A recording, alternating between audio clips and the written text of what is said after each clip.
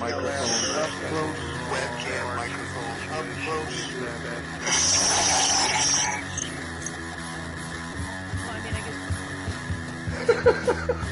At the age of 19 in 1962, she was a... See, but I have the files. You know, I read this stuff at the National Archives, and I read these other things. I said to myself, how can that be possible? You know, pistols and fondle slap of choice, I don't know what doesn't really matter. Internet, professional wrestlers, and not Jesse Ventura style. It doesn't matter where the information comes from as long as it's real. It's hard to get real information. Because seriously, they don't want you to just read two together whenever I try to prove out one of these things. It's not. If you expect your government to tell you the truth, you're going to sadly disappoint another one of these things. Dear Lord, what a dirty old man. Really? Can't be serious. Is this really how you want things to be? Come on. More hooker, eruptions. Eruptions, whatever. Really? Allegedly broadcast live from Pima Region 2, within the borders of the formerly united and currently occupied states of America. We bring you the Ochelli Effect. I damn sure know I'm an original. We have all these situations. I'd love to know why it takes 50 years, for a 19-year-old girl to eventually get up to gumption to put these things out.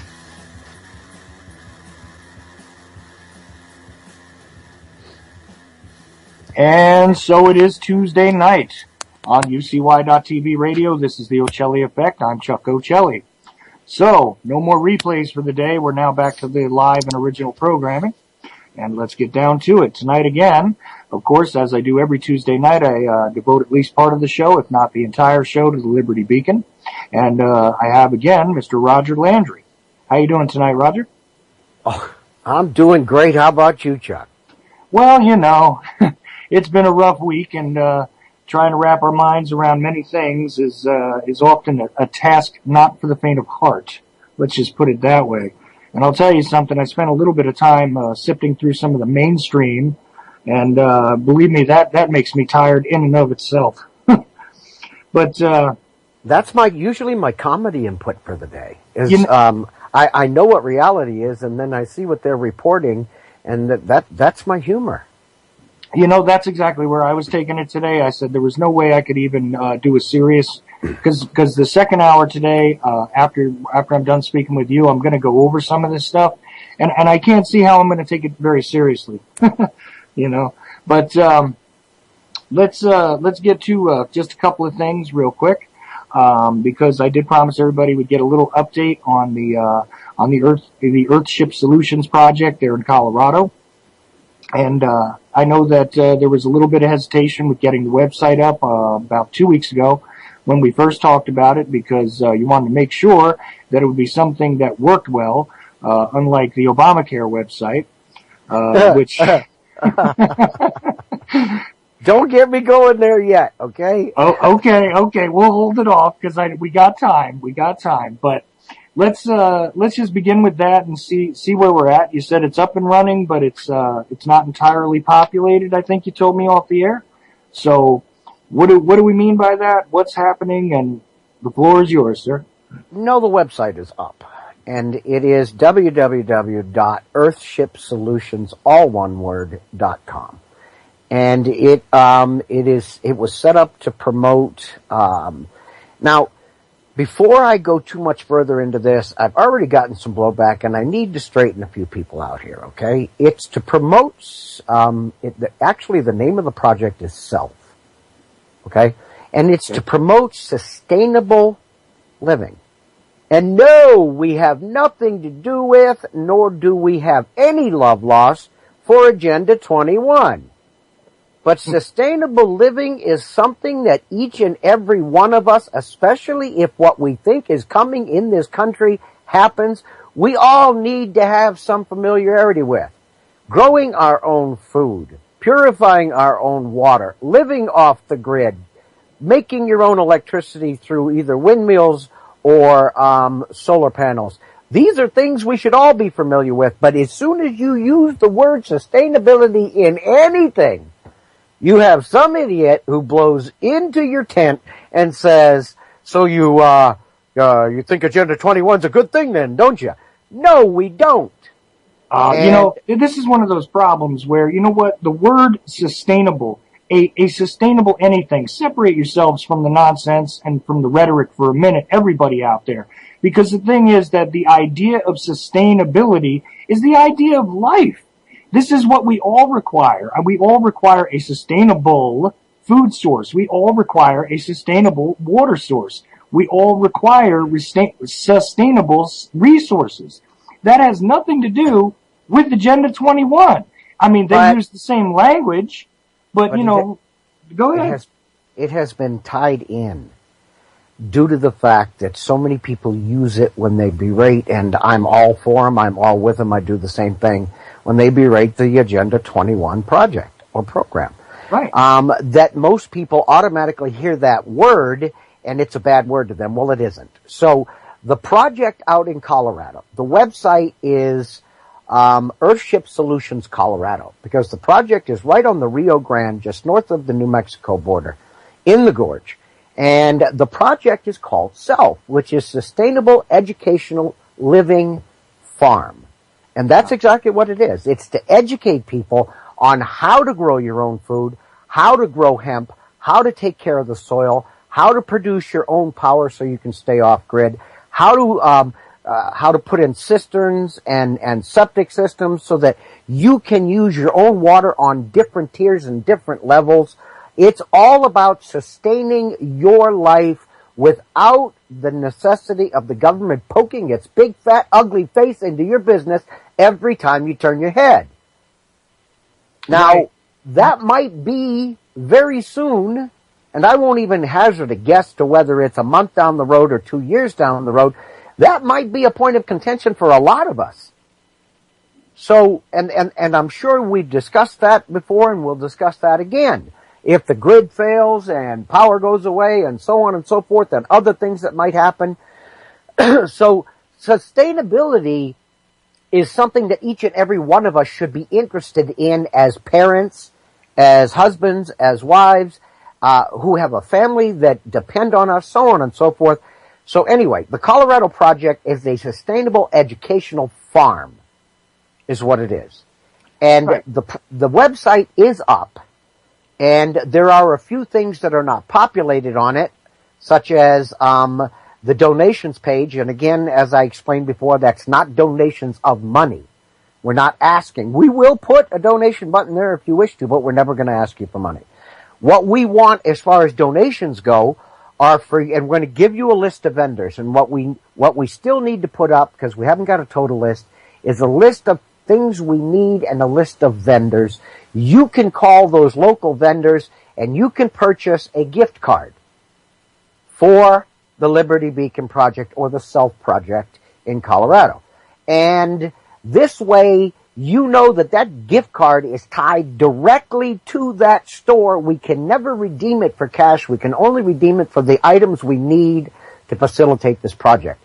So that assures each and every person who wishes to donate to this project has been burned over and over again by donating money to projects online only to find out they're scams.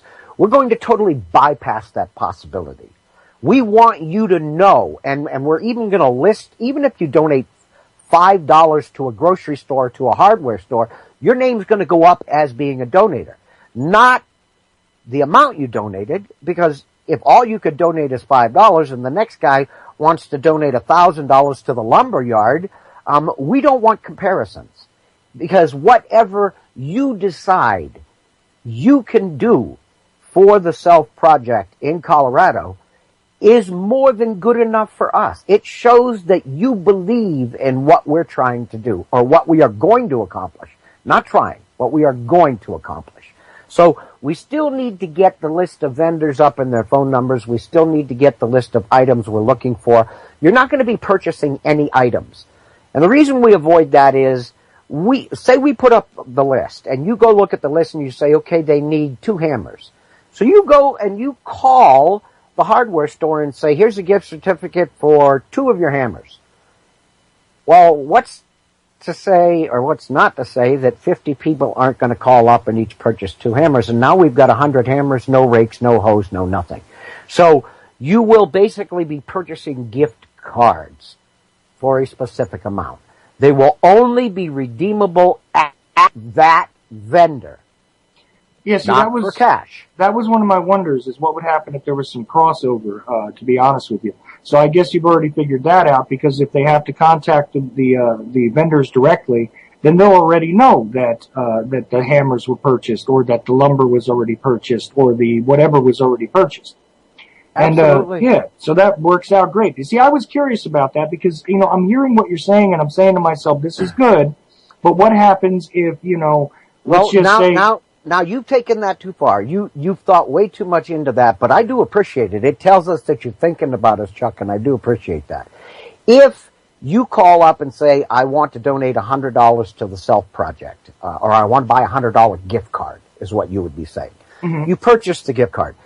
We're going to go in and buy what we need for that week or those few days or that particular project we're working on.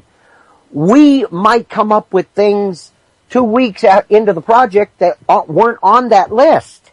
Things that we need.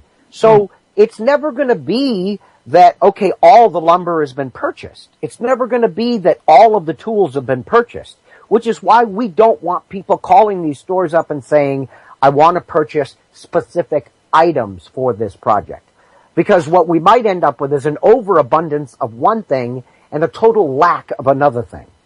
So when we have completed the projects and we no longer need donations, then it would be kind of stupid for people to be calling up and purchasing gift cards at a vendor we're no longer going to require anything from. So we will tell everybody either on your show and on the website, we no longer require hardware donations, or we no longer require food donations because our first crop is in, our first food crop is in, or we no longer require lumber donations. So don't call the lumber store anymore, or the lumber yard anymore. But we will keep people up to date as we complete certain phases of the project as to what we still need and what we don't need. So if you're going to call up and say, okay, I want to buy these guys some lumber, go to the website, take a look at what we need, and the list of what we need will be updated regularly. And if lumber isn't listed on it, don't call the lumber yard. If tools are listed on it, then you call the vendor that is listed under hardware. Okay? Or if we still haven't got our first crop in and we still need food, then you call the grocery store and you purchase a gift certificate there. So what we're going to do is make it easy for people to see what we need, but do it in such a fashion that they are absolutely 100% reassured before they ever take out their credit card and purchase a gift card at any vendor that those funds can only be spent on the project and never redeemed for cash value. Ever. Excellent. That's very good. I was just, it just occurred to me as you were saying it. I said to myself, what would happen? That's all. But, well, you're thinking. But I think about these things because, obviously there's been, like you've said, there's been stuff in the past where people have been misled and everything else. So I'm going to keep tabs on this also. Good. And keep updating it on my show. Every Tuesday, like I've told you, is definitely like Liberty Beacon night. So, as long as, the Earthship Project is also involved, what did you call it again? It's SELF. I'm sorry. Okay. SELF, which is the, Sustainable Educational Living Farm. It's okay. a living farm, which means it's going to continue on and on. We're going to build an entire community around that farm. And each year we're going to expand the acreage. This year we're putting in between 15 and 20 acres of food crops to sustain the community, and probably anywhere between 12 and 15 acres of hemp. Right, which is also going to help to sustain the community and yes. Continue to... Hemp is a great cash crop. It really is. Absolutely. Besides having all of the positive effects. As a matter of fact, we won't get all of our structures up this year. So next year, we will keep some of that hemp, a couple of acres of that hemp, because we're going to use it to make our hempcrete. We have a a spinner in our group who spins her own yarn and thread and stuff like that, and she's going to make some hemp cloth. And so we're going to keep some of that hemp in the community. 10 acres, which the Liberty Beacon has a license for, growing 10 acres, is going to be commercial grade. It's going to be for resale to help the following year to build more of the community. Because that'll come in at the end of the year. The crop will come down right as the first freeze hits. And so obviously we won't be doing much building after that. The following year, the cash we got from 10 acres of hemp this year will go towards expanding the community, purchasing more land. We're hoping to double the amount of land that we grow hemp on next year to 20 acres and continue to increase the size of the crop each year until we've got a very well-situated, very viable community living on that gorge in Colorado. And there you go. I mean, all the environmental concerns will take care of themselves because the community itself will be able to produce the things it needs. And as the farm grows and as the educational facility grows, the community can grow. Absolutely. It seems like a completely, and here's another word nobody likes to use, but it's a completely symbiotic relationship between the land, and nobody likes that one because it does sound a lot like, it sounds a lot like, a leech or a parasite or something like that. But symbiosis is kind of a friendly scientific term here. It is. And the idea is that if you can learn to utilize the land to support the community on, there is nothing wrong with it. It's completely healthy, and it's a completely intelligent idea. If there is a healthy symbiosis between the land and those living on it, then it will be sustainable. There you go. We use both of those evil words in a very good fashion in one sentence. And let me repeat that. If there is a good symbiosis between those living on the land and the land itself, then you will eventually end up with a very viable and sustainable community. That's perfect. This is why I love the idea of this project, and I'm telling you, even though, I won't be able to join it right away, I definitely have in my mind that I gotta come out and see this as it develops for myself, so I'm going to do that. You will be welcome, Chuck. I can't wait to see how this develops, actually. Well, the first year, don't expect a whole lot as far as buildings go. We're going down there the second week of June, so our first priority, as soon as we jump off the bus, and that's just figuratively speaking, is to get a crop in. Mm-hmm.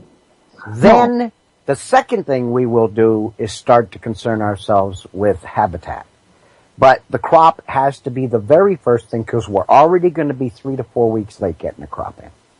Well, right, and I mean it's only sense, really. I mean, because you do have other places to go. The way this used to be done was that you would put up a structure first. You'd put up your barn, you'd put up your house or whatever, and those two structures, from there, you would then begin to build what you needed to sustain your family, and then you could possibly create a little more so that you were able to barter with your neighbors, et cetera, et cetera. And this is long before and without the need of money or anything else. This is the way it used to be, and it kind of made a little more sense. But of course, you guys will have, you won't be without technology. We're already talking about using the solar cells and also irrigation techniques, and wind power, yes, and wind power also, yes. Thank you. So again, this is part of the symbiosis with the environment entirely, because how can you do harm if you're collecting wind and collecting solar power and utilizing the land to grow crops and then taking care of the land also? We also intend on setting up moisture socks to moisture in the early hours of the morning and channel it into our cisterns.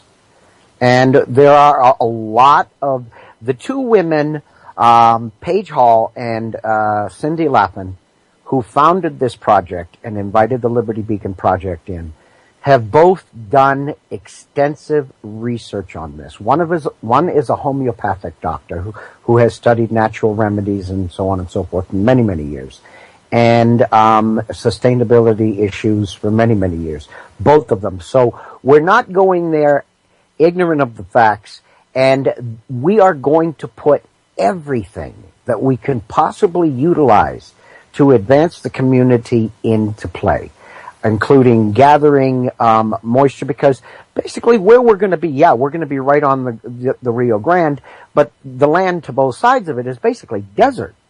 So you're living in a desert environment, and gathering water is something that can be done very easily if you're aware how to do it.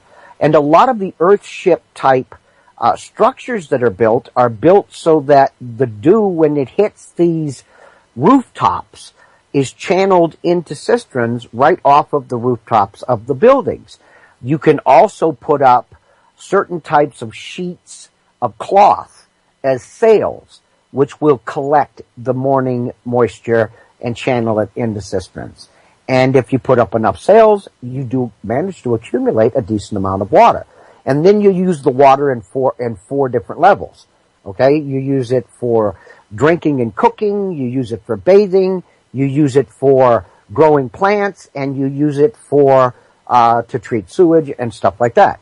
So there's four different, all of this is going to be in play. So everything that we have learned about taking from and giving back to the land in a balanced cycle of sustainability is what we will be practicing. And anybody who wishes to learn or to contribute to this process will be welcome to come down. As a matter of fact, we have a basic application on the website. And if you go to the top of the web page, you'll see pages. And they're on the black toolbar all the way across the top. And you've got pages like founder, donate, volunteer, mission statement. Go to the volunteer section. Anybody who wishes to come out, there is a basic application. And it's not like you've got to qualify to come out. It's just that we want to know a little bit about you. We ask you questions like, what does this mean to you? What do you hope to get from this? We ask you questions so that when you come out to be a part of the community, exactly how you're going to fit in and where you'll be most beneficial to this community. After all, it's a learning community, and it's set up with the state of Colorado as a learning community. So the application is not, well, okay, you don't have a master's degree in biology, so you're not coming out. It's not there for that. It's there so that we can understand what of value you have to offer, what you're presenting to us, so that we can plan that into how we move forward. And that's just one of the other things that's already on the site. We do have a basic application, and again, it's not for us to decide whether or not you're good enough. It's so that we can utilize you to the best advantage of both your trip there and what we can get out of it as a community. Well, makes perfect sense to me, Roger, I got to tell you. And, I don't know, I'm kind of excited about it myself. So I'm really anxious to see how this all evolves in a way. Well, we'll keep you up to date. We will. Great. I can't wait to hear it for myself, and also bring it to anybody who listens to me, because, this is just, I think if this is, if this is successful, because you got to understand, I realize that, you know the ins and outs of this a little more, and the people that are working on this know the ins and outs of this a little more, but as we watch it develop, it really could provide, actual real hope, first of all, for those of us who don't really understand how it is that we could ever extract ourselves live off the grid, the system, and live off the grid. Exactly. So it might provide us with a way to educate ourselves so that we can do these things for ourselves. And that's really the greatest part of it. So, that's the reason for the website itself. The reason there is a SELF web page on Facebook now, and there is also a Earthship Solutions group. So all you have to do is put that in your little search on Facebook if you want to join, and you can go join either one of those forums. But the purpose of the Earthship Solutions Colorado is a teaching mechanism to keep the world aware of what we're doing and by stages as we progress from conception to success. And so, because you might just want to be interested in how do I build a kiln to fire adobe bricks. You might just be interested in how do I grow a sustainable garden. You might just be interested in how do I grow hemp and harvest it. You might just be interested in how do I harvest water. There might just be certain modules or aspects of this project that you are interested in. So we will choreograph each and every one of these projects as a separate project, all culminating in the success of the overall project. Right. That's what we mentioned on the last show, how, if say I was only interested in learning about how to cultivate, my own vegetables, and I had no knowledge of it, that I could come out there and learn. Absolutely. And, or if I wanted to learn more about harvesting my own water from natural sources, I could just come out there and learn that as well. So these, or even the solar power thing, which we talked about on the last show, I think. And understand the cost for you to come out and participate is nothing. We would ask that if you're not going to stay, because there are motels in the area. You're not going to stay in a motel and you do want to live on the land. We ask that you come prepared. You bring your sleeping bags, your tents, whatever facilities you need to live on the land. We will provide you food. We will provide you entertainment. I'm sure we're going to have plenty of marshmallow roasts and sing around the campfire, and that's going to be a daily occurrence.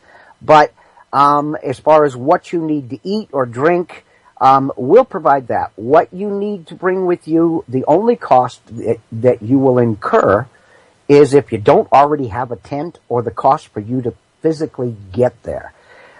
If you wish to stay for 2 weeks and help, as long as you are helping. Now, if you come and you sit there and you distract every single day, then obviously that's not going to work. But if you come out with the intention of learning something, then we're both benefiting. You're learning something and we're getting your participation to help us accomplish something. So there's no cost, and there never will be a cost. Again, the only thing we ask is that you bring or you facilitate your own housing. If it's a tent, we've got plenty of places for you to pitch a tent. If it's a motel, there's, I believe, a motel 6 miles away from the property, a quick drive away. Oh, there you go. So that answers that as well. All right. Well, I'm like I said, I'm just really anxious to see it. And right now, it's still in the early stages, and this is going to be great. We don't even get there till the 12th. We're figuring somewhere between the 12th and the 15th of June is the day we will initially end up on the land. Well, right, but this is the organizational stages right now. Yes. Yeah.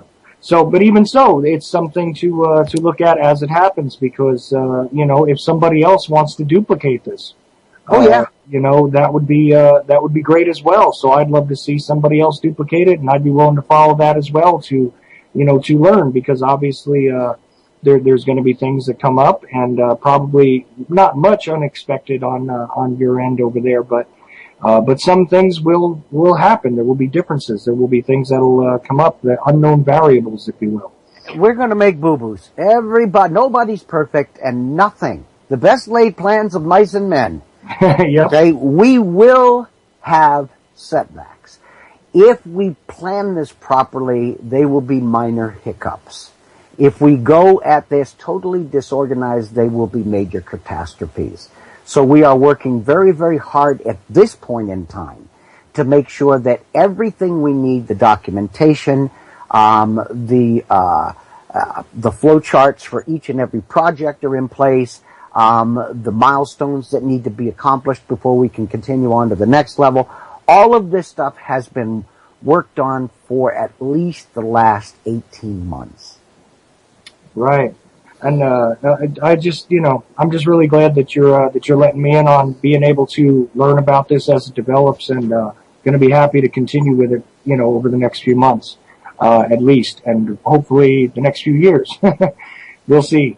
Oh yes. But another thing though, since we did talk about how you didn't want to launch the website right away, because after all, other people do launch websites without being so well thought out. There is the issue of Obamacare, which we did touch on right before I came to air, and I like I've said many, many times, a 10-foot stack high piece of paper does not encourage me to think that this is well thought out, and it seems to be actually changing as it's being implemented. Like as if it's not really written in stone or on paper or anything. I'm at a loss to understand how this whole thing is even coming to be.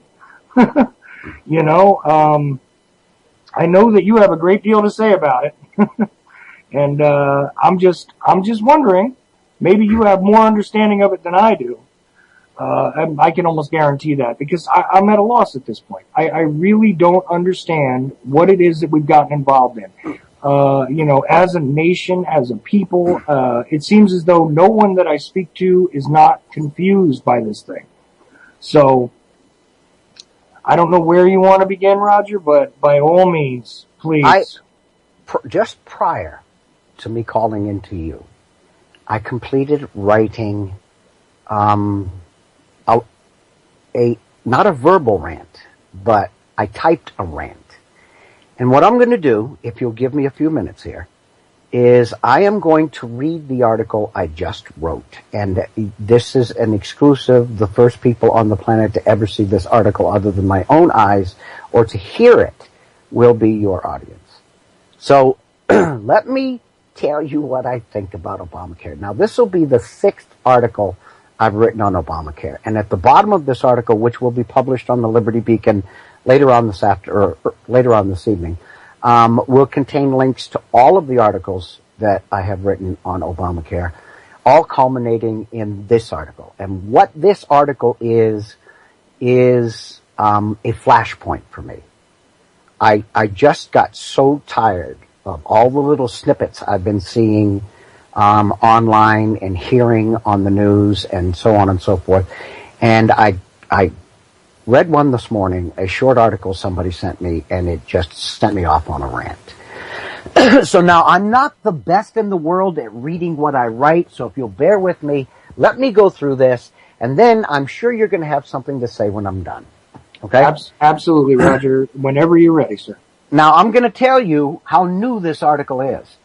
I haven't even figured a title for it yet, but I'm going to tell you right now that when you see it on the Liberty Beacon, the title will be totally in your face, because it has to be, because that's what this article is. All right? So it's titleless, but it is my thoughts, the thoughts of a concerned citizen and someone who deems himself a patriotic American on the disaster called Obamacare.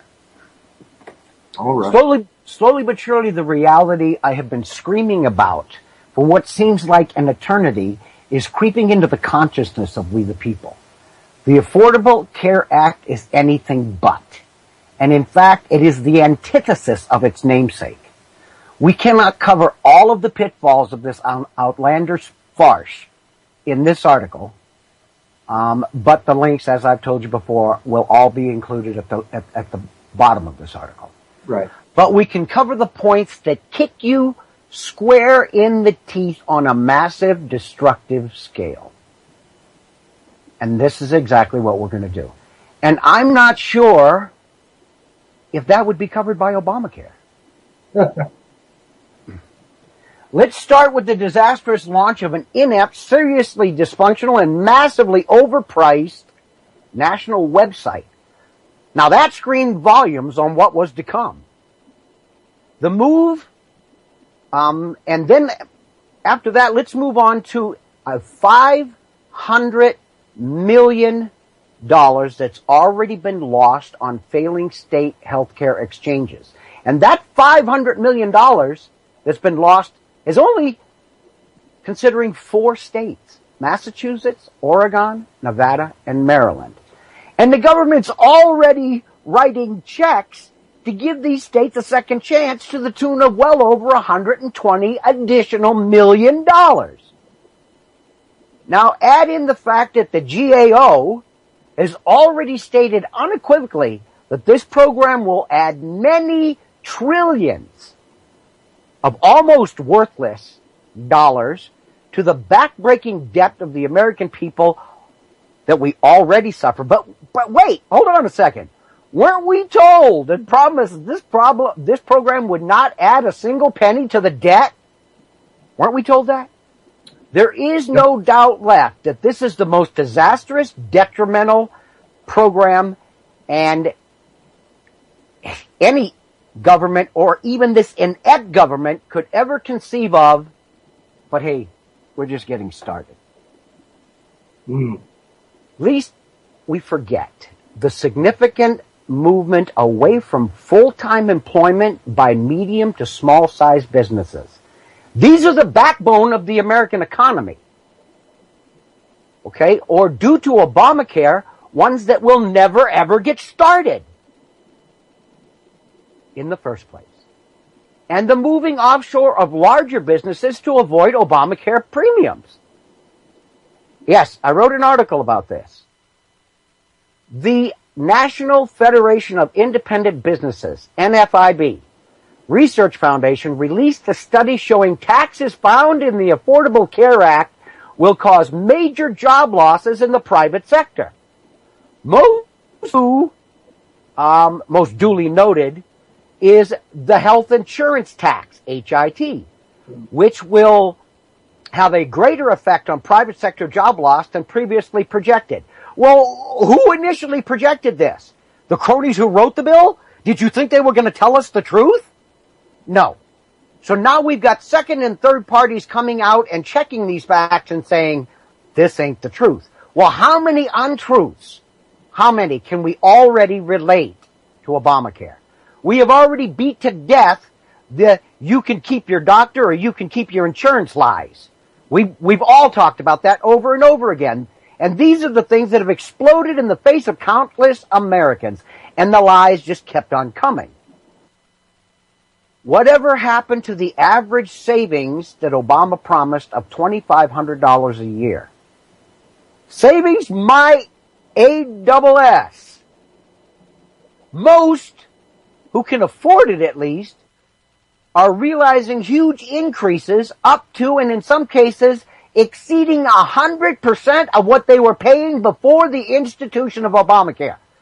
So he's telling the world, or the country, that the average savings will be $2,500 a year, but yet your premiums are, as in a lot of cases, 50, 60, 70, up to 100% more than what you were paying before. How do you get a $2,500 savings out of that? I don't know, but I majored in math and electronics, and that's pretty impossible.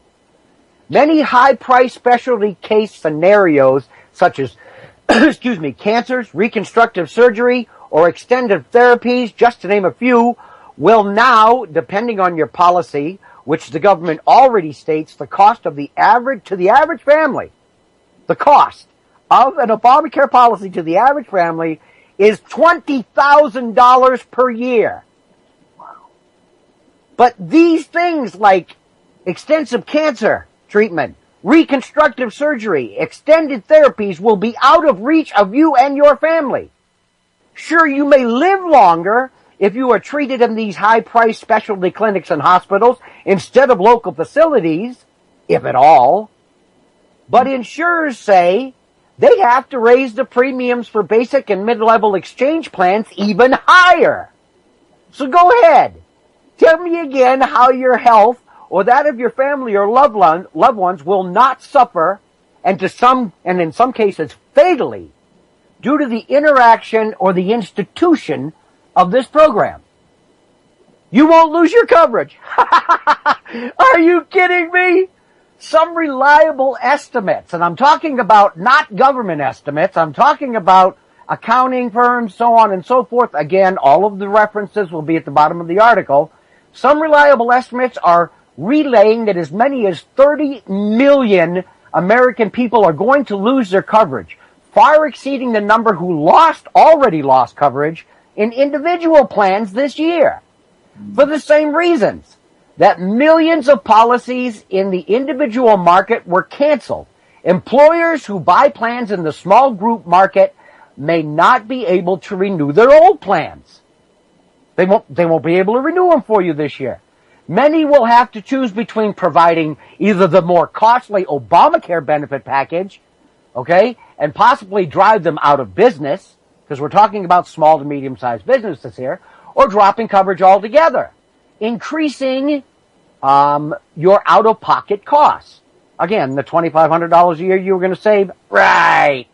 And now, if you're a full-time employee, meaning you work over 30 hours a week for this company, this requires your employee to cover you under Obamacare. Guess what? You will either be knocked back to part-time, which is 30 hours or... Remember that. We're going to get back to that point. Right. And now, another master lie. Just say, for argument's sake, good luck. You can actually find a healthcare policy that costs less than what you are co-paying with your employer right now. And you find yourself thinking, gee, maybe all this crap I heard about the high cost of Obamacare is just that crap. Well, millennials who heard Obama say that they can buy a health plan for the price of a cell phone contract won't be laughing when they realize what the $5,000 deductible means. Let me explain to you what that $5,000 deductible means. He equates this to a cell phone contract, so let's keep that up. A $5,000 deductible is like a cell phone contract that makes you pay $5 for every text you make up through the first 1,000 texts. Rather than pay thousands out of pocket for care, okay, while they're also paying premiums, some, and I put in quotes many, will quit paying premiums altogether, which will further erode the funds that Obamacare has to work with. Let's go on. And now another straw is loaded onto this burdened down camel's back, and may be the one that will break that back. Many doctors are deserting practice in favor of retirement or just flat out refusing to treat patients who fall under the Obamacare disaster. Because Obamacare is going to dictate exactly how they can treat you, how much they can treat you, and what they're allowed to charge you. And it will bust the bank on many of these doctors. And many more are threatening to follow and leave their practice. And many doctors or many young individuals just starting out in college who had intentions of being doctors are changing their majors. Understand that even if this program had worked exactly as described, there would have been a shortage of doctors to facilitate it. And now there will be a deficit of doctors on a biblical scale. If you still think that those of us who warned of medical treatment rationing and death panels deciding who will get the necessary ration care by what they have to offer the state, if you still think we're nuts or doomsayers, think again. Because this, my friend, is a serious reality check.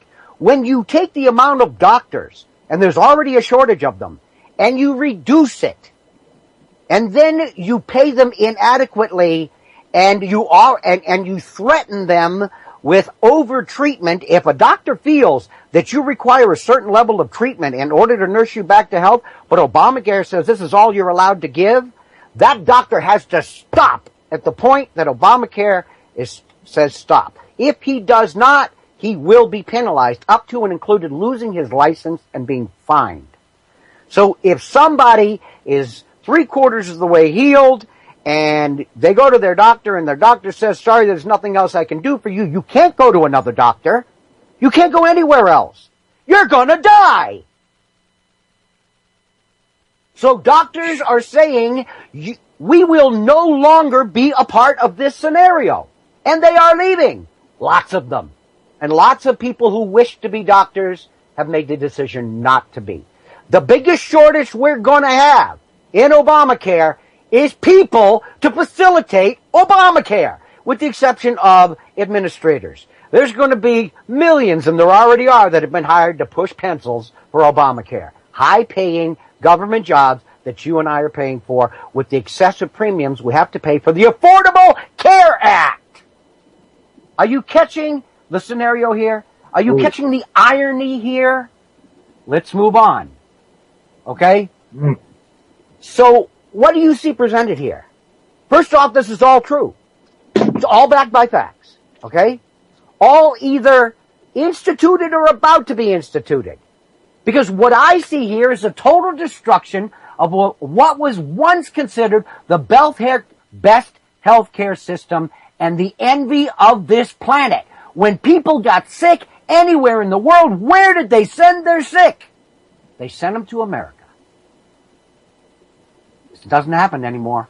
And even if it is happening on a much smaller scale, it will soon disappear. You will find Americans going abroad because Obamacare will not cover the total healing of what ails them. Okay. What else besides the destruction of Obamacare? Okay? Again, this was once considered the best healthcare system on the planet and the envy of the planet. Also, the destruction of the middle class, which is truly what made America and makes America great, is our middle class.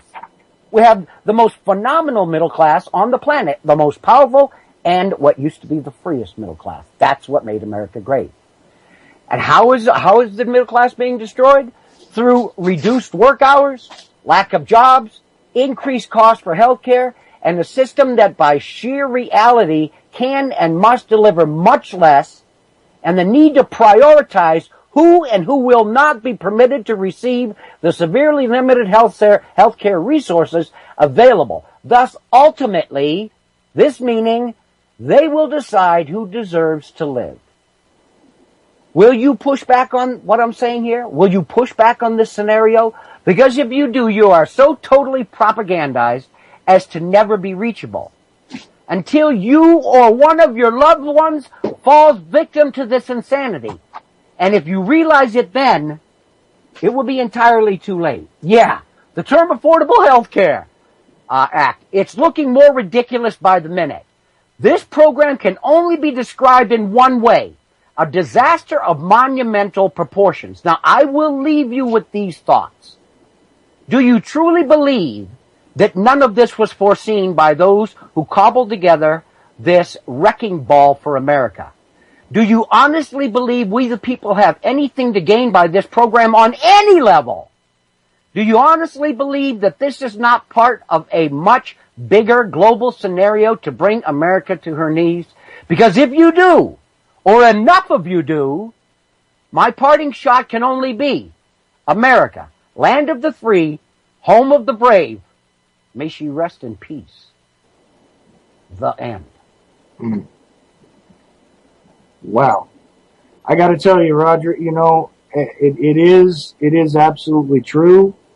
Just about every single thing you said. I only have a couple of comments that I want to throw at you, and I know, Sure. and I know that, you know, I generally agree with everything you say. But It's not your point to agree. But I'm gonna push you. I'm gonna push you a little bit here, only because. Please. There's a couple of things here that now, first of all, I was not aware of the 4 states only accounting for that 500 million. I wasn't 474, I said about 500 million. I round off. It's 474 million, and the article that states that is or will be in as a link, one of the resources for this article. Okay. It'll be in the article. Now, the other things are this. The idea that the middle class is being destroyed by this, the middle class has been under attack a long time. Agreed. I believe that this is not the only thing. This may very well be the death knell. I agree. But the idea here is that, to me, the middle class has been almost like it's like a running joke at this point, because there has been nothing but the destruction of the middle class. And here's another integrated point into that.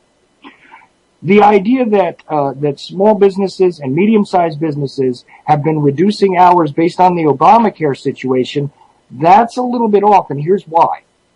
Ever since, and I would say easily since 2005, but most dramatically since 2008, there has been the destruction of almost every single job that I can lay my eyes on.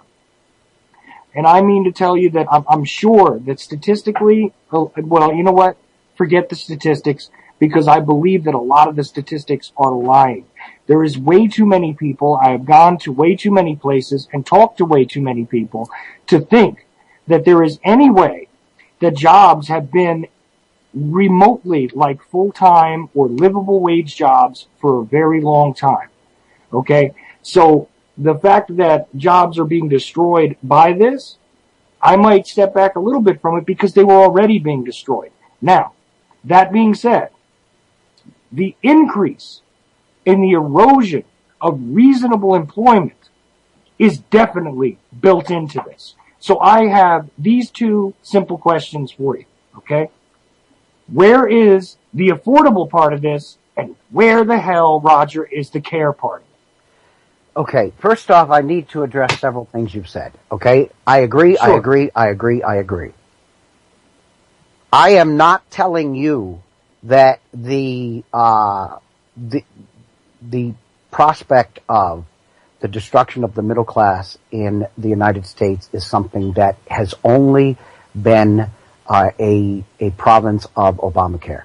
Never said that, never stated it, don't want anybody to believe that. Oh, no. I didn't say that either. I just wanted to say that we both agree that the genesis was not with this. I agree with you. But this is a wrecking ball, and I really appreciate that term, a wrecking ball. It is. And I had no other way to describe it. But this is akin to if you want to let air out of a huge balloon, you have two options. You either go to the mouthpiece and open it up, in which case a lot of air will rush out, but it will take a while for that balloon to eventually empty air. Or you can stick a pin in it, and the air will escape very quickly. What we've been going through is the air escaping through the mouthpiece of that balloon over the last 50, 60 years.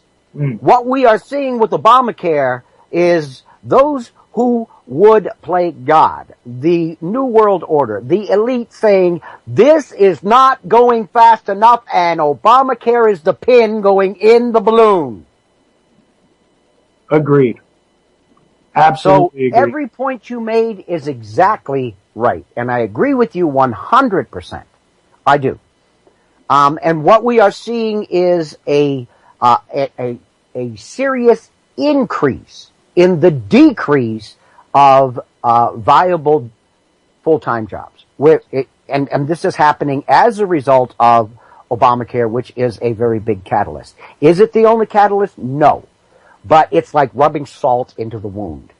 Okay? Yes. It is accelerating the process.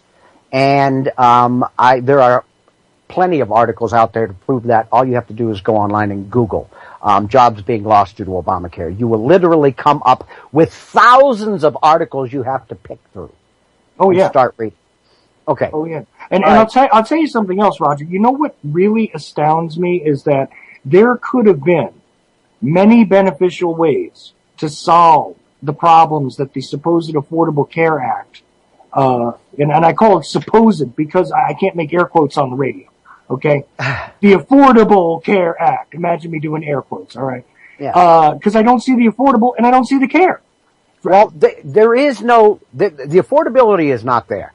Because even if you cannot afford to pay for even the most basic level program, when you, let's say you make just barely enough, you're scraping by just barely enough that you have to actually file an income tax return. And I don't know what the poverty level in this country is. I think it's like $14,700 or something like that a year now. Well, let's say you're making $15,000. Okay, and you have a family of 4, you're barely scraping by, you're hardly even eating, and you cannot possibly afford to purchase Obamacare. And when you submit your income tax return, one of the questions they will ask you, one of the things you have to prove is, have you purchased an Obamacare or an Affordable Care Act policy? And if you have not, they will hold back the portion of, and if that's even if there's enough to cover it, your income tax return to cover that. And if there's not enough, then they'll take the rest out next year. And if you didn't purchase one next year, you in other words, you will never get an income tax return back again. So they're going to get their money one way or another. Where is the affordability? There is no affordability. And I have heard people say over and over again, the Democrats, the liberals in the crowd, and we all know plenty of them, the trolls, who constantly say, well, I got my policy for $100 less than what I was paying through my employer. Okay, no problem. Did you take a look at your deductible? And I explained the deductible. A $5,000 deductible on the cheapest Obamacare plan you can buy. $5,000. And he says you can get this plan for about the same amount of money you're going to get if you buy a cell phone plan. Okay, so let's put it into the exact same words. That means that you have a $5,000 deductible. Before you can ever see a penny of Obamacare to help you pay your medical bills, you have to pay $5,000 in, which means the equivalent of paying $5 every time you text something until you've accomplished 1,000 texts. How long would you hold on to that phone? I can bet you that after the second or third text, you'd throw the damn thing out of the window of a speeding car. And then probably back up over it. So it seems more like it'll work fine as long as you don't use it. That's exactly right. It's cheap. It's cheap.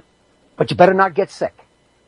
And now if you do get sick, this is where the biggest evil comes in.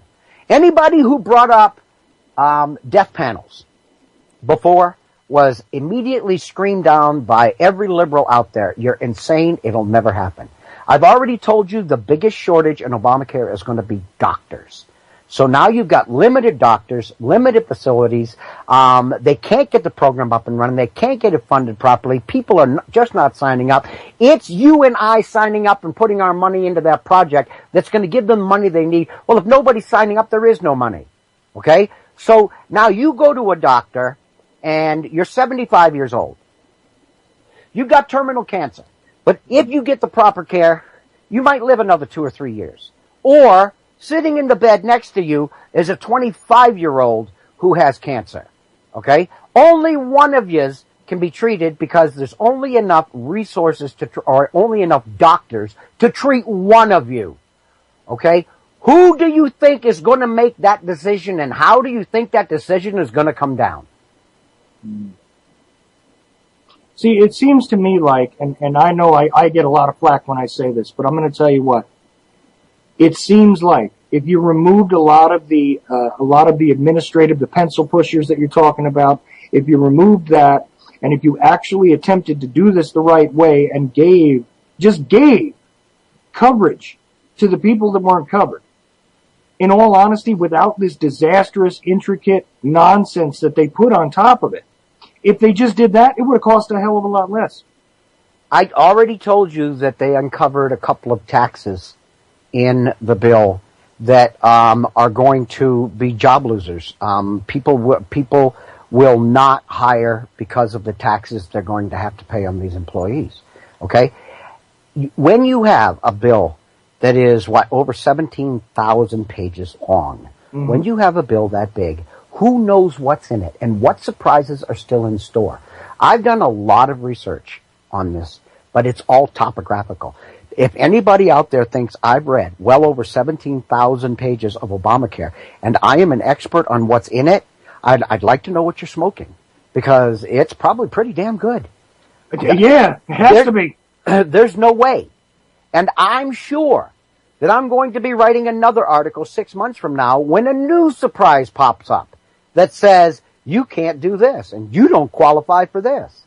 And again, a doctor is going to be limited to exactly what he can do on any disease that's prescribed, or any malady that's prescribed, or any accident, whether it's the broken bone or whatever. He cannot step past that. There are already doctors who are losing their license. There are doctors who are being fined because they are being accused by the Obamacare administration of over treating their patients. So if you get 75% cured or healed, and you have reached the limit of what Obamacare tells that doctor he cannot go past, then you will never be cured. Because if you go to another doctor, you're still under the same program, and he's going to look what's already been done to you. He's not going to touch you with a 10-foot pole. Because if he does, the first time he touches you, he's automatically in violation. So how many people are going to see substandard care? We've all heard that across the world, in countries with social medicine, like Canada and the UK and every country out there, France, Italy, that all have socialized medicine, the horror stories we've heard. We haven't heard them in this country because we didn't have socialized medicine. And even the people that fell through the cracks were treated. Whether it was by charities, whether it was by the hospital just doing the work anyway, these hospitals will not be allowed to donate their time to finish your treatment because it will go outside of the realm of Obamacare. We are going to see a standard of healthcare in this country like dropping off a freaking cliff. And anybody who doesn't believe it, do some homework. Well, right, and I'll tell you one other thing, and I've never heard anybody really mention this, but it occurs to me that this is going to actually promote the possibility that people will have to try and seek some sort of remedy for themselves outside of the healthcare system. Yep. That people will have to sort of find their way into a black market. Yes. Yep. Now, only very few people will even be able to afford to tread on that kind of thing. But or go outside of the country. Or go outside of the country, right. But the thing is, it will still be a cost prohibitive thing for most of us. Yep. So,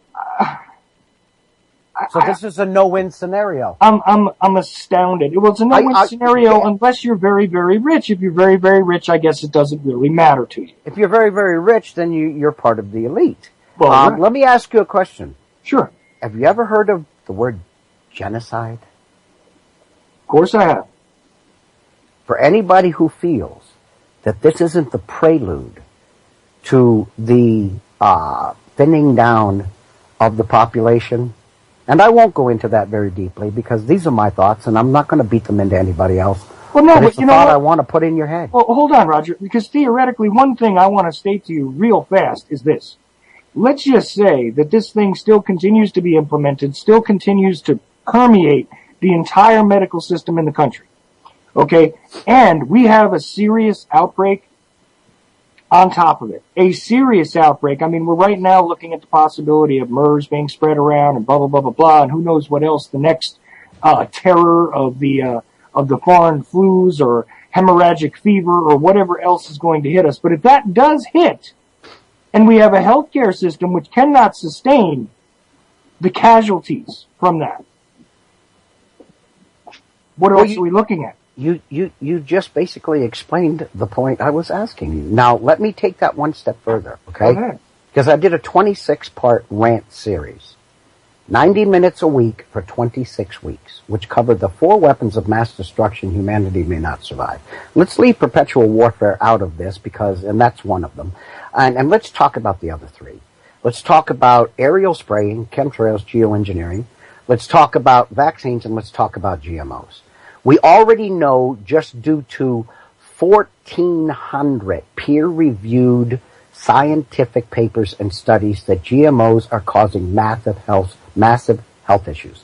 We already know, just due to thousands of peer-reviewed studies, that vaccines are causing a lot of the diseases we're seeing today. This is not a joke. This is not a conspiracy theory. I do a lot of research, and people can't back me into a wall because I don't say things I can't prove. Mm-hmm. So now we are the most vaccinated and the most GMO'd, and now let's talk about what's coming down from the air. What's coming down, we are also the most geoengineered country on the planet. Coming down from the atmosphere, falling on us, are nano-sized particles of aluminum, mercury, organic materials, viruses. This is all what's raining down on us, all right? Mercury and aluminum, which is the vast majority of it, they use nano-sized particles of aluminum sprayed into the upper atmosphere to reflect sunlight. Well, that's all fine and dandy. All right, you want to mitigate global warming, you're going to spray nano-sized particles up in the air. They have great hang time and they reflect sunlight. But the problem is anything that has mass, and even a nano-sized particle has mass, will eventually fall down to a level where you're breathing it in. Mm-hmm. Aluminum is one of the most deadly substances to the brain and the central nervous system on this planet. Nano-sized particles go into your body, they go right through your lungs, into your bloodstream, and they get to your brain and boom, all stop. Because you have a blood-brain barrier. Right. A natural barrier that keeps poisonous metals out of your brain, or at least a majority of them. Mm-hmm. But then, let's take this even one step further. You get thirsty, so you go in and you take a big old glass of ice water and you drink it. A vast majority of all of the drinking water in this country contains fluoride. When you add fluoride into your system, it facilitates that aluminum and that mercury across the blood-brain barrier into the brain, causing permanent brain damage. So now we are the most GMO'd, massive health issues. The most vaccinated, massive health issues. The most chemtrailed or geoengineered society on this planet. We know this to be fact. It's not a guess anymore. There are tens of thousands, if you put all three of them together, peer-reviewed studies showing this unequivocally. Okay, so now we have a government that is promoting the absolute destruction. The United States is the sickest society on this planet. Google this. Anybody who doesn't believe this. We are the sickest society in the world. We are number one in dementia, number one in Alzheimer's, number one in ADHD, number one in autism, soon to be number one in cancer. Would you like me to keep going? The United States is. Yeah. And a lot of these are tied to GMOs, vaccines, and aerial spraying. Now, the kingpin on all of this. Let's screw the healthcare system up so badly that all these people we're making sick can't get the health care they need to get better. And even if they do get better, they gotta breathe, they gotta eat, and they gotta drink water. So it's just all meant to collapse on itself. This is what I always say, though. It's on all sides. All fronts. All fronts. All fronts. There is no way to turn your back on the system, and if you turn to another part of it, it doesn't matter. Like you said, it's the culling of the herd. Yeah. If you read the Georgia Guidestones, and I really didn't want to go this deep into conspiracy, and they're not conspiracies, they're facts. No, whoa. But conspiracy, go wait. Conspiracy is not an evil word. No, it isn't. Conspiracy is not an evil word. The word theory is. That's what I was saying. But theory. This isn't a theory. That's what I was trying to say. I'm sorry. Go ahead. They are facts. And all you need do to understand what the mindset is of those who would rule humanity is go to the Georgia Guidestones, which the elitists spent a lot of money to put there for everybody to see.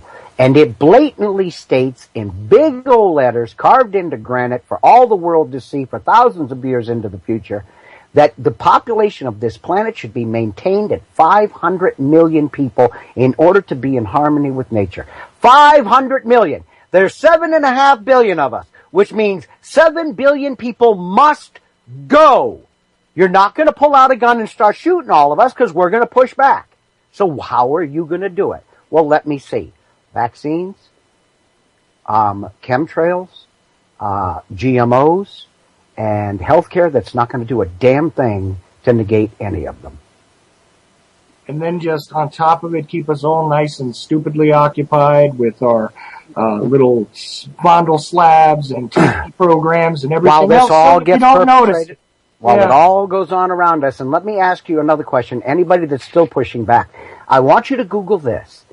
Google the rising infertility rate in America, especially the last 2 years. The infertility rate going up in this country is almost on a perfect curve to the increase in vaccines and GMOs and aerial spraying in this nation. Take a look at the curves associated with each of them. Now, let me ask you another question, or let me ask you to do one more thing. Google the last 2 years, because it has gone up faster than it ever has in the last 2 years.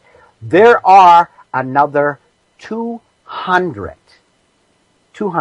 vaccines in the pipeline for us, and all kinds of new GMOs you've never heard of, ready to be introduced on your dinner table. Oh, yeah. Where does coincidence drop off and it's a fact pickup? Well, I'll tell you, on top of that, you have the increases of cancers by hundreds and hundreds of percent. There's been other stuff found in that spray, like strontium and a couple other elements that are radioactive. Okay, radioactivity is no good for anybody. There is the stuff that's involved in canned food, the BPA in canned food, for God's sake, sterilizes, desexualizes males of all sorts of creatures. I mean, it's just everywhere. Everywhere. The curve is just, it's nothing more than the sounding of taps. I never rant about anything I can't prove. And everything that I've just said to the uninitiated, they will listen to what we're talking about and they will say this guy is a nut. And I'm not. I have done 35 shows and 26 of them were on that series, The 4 Weapons of Mass Destruction, Humanity May Not Survive. And the three of those 4 are GMOs, chemtrails, and vaccines. Now, I challenge at least 3 to 4 times every 90-minute show anybody to prove anything I've said can't be backed up by fact. And every time I do a show, I put the links into the peer-reviewed studies so that everybody can see what I'm saying is true. Now, if you go to the producer of my show, who is Paula Mathers, and you ask her how many times we were challenged in that 26-part series, she will tell you without even taking a breath, not once. So when I pump all of this together into one conversation, and nobody's ever heard it before, yeah, it might sound like this guy's wacky. And it might sound like, yeah, this guy's throwing conspiracy theories out everywhere. But let me explain to you, everything that I've told you, I can prove. And feel free to go to my Facebook page and send me a challenge. Because what I will do is inundate you with proof on any fact you challenge me on. I will inundate you with proof. The fact is, you are so right, Chuck. It's coming at us in every direction, and they have so many people distracted and locked into their comfort bubble who don't want to know the evil going on around them. And this is intentional. And I got to say something here. I want somebody to prove that this is wrong. I really do. Try to, because they won't be able to. But I really want somebody to do it. Because I don't want to believe that this is what we're up against. I don't. I really don't. Not in my heart. Not when I separate myself from this stuff. Not when I take a step back and I say, I have children. There is a future past myself. There are other creatures on this planet. There are people I care about, their progeny. I don't want this to be. This is not something that I want to exist. It simply does.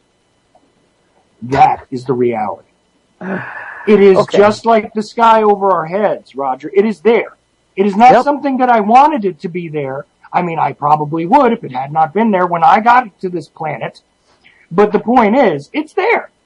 It's there. And I can't challenge any of those points that you're making. All I can do is add to them.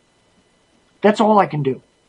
And you know what I'm talking about with the BPA and the canned food and the plastics not being right for food and all of these other things. Even in the packaging of this GMO crap is stuff that is destroying us on a chemical level. Okay? Well, if you don't believe me on that, again, You know what? I guarantee you I can find scientific studies that will show you that as well. I can too. I can grab those in a matter of minutes. I know you see, but I know you can. But that's because you and I have considered this. But I'm just saying, for anybody that's listening to this and thinks, oh man, you know what? This guy Roger's got an angry streak in him. He's a little crazy. He's got Chuck crazy. They're both just two crazy guys ranting. We're not ranting about things that are not real. This is the reality. And it's so hard sometimes. Can I throw a couple of evils out at you? And as usual, you managed to keep me on here past the time that I said I would. And don't apologize, because if I didn't want to be here, I would have said goodbye. And I would have told you how much I appreciated you letting me be on the show. But let me throw a couple of evils out at you, okay? Go ahead. For everybody who rants and rails against the crazy people who rant and rail against GMOs, against the fact that the government is trying to sterilize us. There's no way that the government is trying to sterilize us. And it's not the government. The government is only the tool. It is the puppet masters who pull the strings of those who serve us in our government, or are supposed to be serving us in our government. It is the puppet masters. Okay? But they constantly, and this is what I get the biggest pushback on, okay? There's no way the government is trying to pull genocide and trying to sterilize people in this country. It's never going to happen, okay? You're crazy, Roger. Okay, I'm going to give you a fact, and I'm going to give you a name that you can Google, and then I'm going to tell you a second one. The first one I'm going to tell you is about GMOs. The second one I'm going to tell you is about vaccines. These are the two most evils I know about one of them. I already told you the most evil one about chemtrails, because a vast majority of the makeup of chemtrails is nano-sized particles of aluminum. And you breathe them in, you have to. They eventually settle to the earth, and they saturate the soil, and Monsanto's already made up seeds that are aluminum resistant, because eventually the soil's going to be saturated with aluminum nanoparticles, because it's constantly raining down from the air. And then you drink the fluoridated water, and it facilitates that aluminum into your brain, which causes permanent brain damage, which is cumulative. Okay, that's the most evil about chemtrails. Now let's go to the most evil about GMOs. There was a company that was doing research on a gene that would sterilize males. When the gene was entered into the human body, into the human physiology, male human physiology, it killed sperm and killed the ability for sperm to be made. It did. Bang, gone. It's gone. The company's name was Epicite. When they brought this to the government funded the research and the patenting of this gene. This gene was initially put into corn, genetically engineered corn, which carried the Epicite gene, which makes males sterile. Now, let me take that one step further. If you go and try and research the corn you're eating, whether it has the Epicite gene or not, you're not allowed to do that. That's outside the law. You reach a certain point, you run into a brick wall, you cannot legally go past. So you're not allowed to know whether the corn you're eating will cumulatively over time sterilize men. But the infertility rate in this country is rising faster than just about anywhere on this planet. In the last 2 years, it's screaming up. How long do you think this gene's been out? And what else do you think it's been introduced into? The government paid to have a gene developed that is inserted genetically into our food, whose sole purpose, the sole purpose of this gene, and you can find the information readily available on the internet, Google Epicite. The sole purpose, the government paid for the sole purpose, is to sterilize men. Now, women out there are probably going, okay, but it's just you guys. Good thing it ain't happening to us. Well, let me explain something to you, ladies. One problem with that. If the men are fertile, you ain't having no babies. It takes two. Yeah. So that is the evilest thing and proof positive that somebody is trying to control the population in this country, I would dare say that corn is being grown, or whatever else they put that gene in, is being grown in third world countries and other places around the planet. Okay? Mm-hmm. Now, let's go to the most evil thing about vaccines. And then I'm going to have to go away. The most evil thing I know about vaccines is I just got done telling you about heavy metals and how they are poisonous to the human body. Mercury is in at least three of the vaccinations that are required for your infant child to have. At least 3. And it is definitely, by the CDC's own admission, in the annual flu shot that we all get. Thimerosal is made up by weight 51%, I believe it's 51%, it's right around 50%, ethyl mercury. Now, most people are going to tell you that have done any research of the propaganda that the government puts out, that ethyl mercury gets metabolized by the body and gets blown away and it's of no harm. That's absolute crap. Ethyl mercury gets metabolized by the body into methyl mercury. Google it. Methyl mercury, although ethyl mercury is already poisonous, methyl mercury is a lot more poisonous, but it doesn't stop there. Once ethyl mercury is metabolized into methyl mercury, it is again remetabolized into inorganic mercury. Now, let me tell you about inorganic mercury.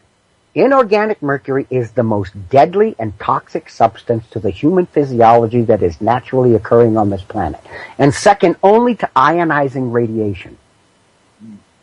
All right? That's how bad it is. Now, let's get to the evil.